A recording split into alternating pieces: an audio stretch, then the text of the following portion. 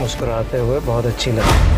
Hayyan ने जायदाद नहीं की, सारी जिंदगी की खुशियां गिरवी रखकर कीमत वसूल। अस्सलाम वालेकुम नादरीन, ड्रामा सीरियल खुमार जो बहुत ज़्यादा इंटरेस्टिंग होता जा रहा है। अगली आने वाली एपिसोड में हम देखेंगे नासिर जिसने केकशाम बेगम से वादा किया था कि वो फायज और हरीम की तलाक करवाएगा और उसके बदले केकशाम बेगम से बड़ी रकम हासिल करेगा। और वो इस ताक में होता है कि हरीम कोई मिस्टेक करे और उससे निखार कर वो फायज के सामने पेश करे, जैसे फायज बदगुमान हो जाए हरीम से। और तो एक दिन मुदस्सिर हरीम एक साथ आते हैं और हरीम मुदस्सिर के साथ अपने घर आती है, तो नासिर वहाँ उसे देख लेता है और नासिर फौरन मौका उठाता है, यानी मौके से फायदा उठाता है और वीडियो बना लेता है। और फिर नासिर पहुंच जाता है केकशाम बेगम के घर और उसे वादा याद दिलाने कि मैं कुछ ही दिनों में फायज और हरीम की तलाक करवा दूंगा, सो आप ना बैग चेक तैयार रखें। तो केकशाम बेगम हैरान होकर पूछती है कि तुम्हारे हाथ ऐसा क्या लग गया है कि तुम इतने यकीन से ये बात कर रहे हो। तो नासिर कहेगा कि ये बात छोड़ें,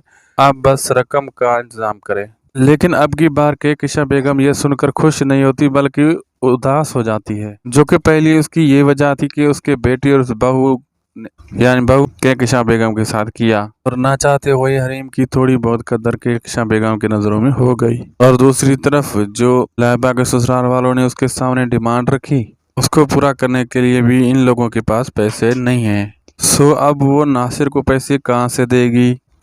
केकशाम बेगम, क्योंकि रियान ने सारी एसेट बैंक में रख के उसके बदले सारी रकम हासिल की है। इतनी रकम है ही नहीं जो वो नासिर को दे। इस सदमे से फायद का बाप भी बहुत ज़्यादा बीमार हो जाता है और फिर वो बिस्तर पे पड़ जाता है और फिर लाइबा की शादी भी स्टार्ट हो जाती है और इनके पास कोई और ऑप्शन भी नहीं होता कि ये लोग कोई और रिश्ता देख सकें, यहाँ से रिश्ता ख़त्म कर सकें। वो केकशाम बेगम जिसे अपनी दौलत पर बहुत ज़्यादा नाज होता है, तो उसी दौलत की वजह से ये हरीम को हकीर समझती थी, लेकिन अब अपनी बेटी की खुशियाँ बचाने के लिए इसके पास कुछ भी नहीं है। तो अब वो फायज और उसके बाप से कहती है कि हम ये सब कुछ कैसे करेंगे? गाड़ी तो हमने किसी न किसी तरह बुक कर ली है, लेकिन जो उन्होंने फ्लैट की डिमांड की है वो हम किस तरह पूरी करेंगे? और ये सब बातें हम लाइबा के ससुराल वालों से कैसे छुपा सकते हैं? अगर उन्हें पता चल गया कि हमारे पास कुछ भी नहीं है उन लोगों को देने के लिए, तो वो रिश्ता ही खत्म न कर दें। केकशाम बेगम कहती है कि रियान ने सिर्फ प्रॉपर्टी गिरवी नहीं रखी, अपनी बहन की खुशियां भी गिरवी रख के पैसे उन्होंने ले लिए हैं।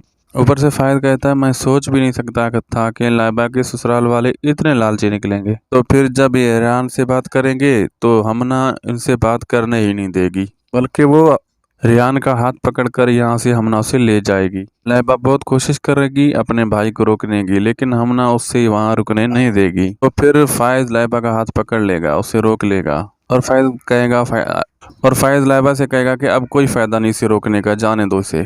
तो नाजरीन, अब आया ऊंट पहाड़ के नीचे। ये कहावत केकशाम बेगम पर बिल्कुल सेट बैठती है। एक बेटे को तो वो खुद तबाह कर चुकी है और बेटी की खुशियां भी हाथ से निकलते हुए नजर आ रही हैं। अब रह गया फायज जो पहले ही बहुत ज्यादा डिप्रेस है। अब क्या केकशाम बेगम फायज और हरीम की तलाक का फैसला करेगी? क्या इस बेटे से भी इसकी खुशियां छीन लेगी?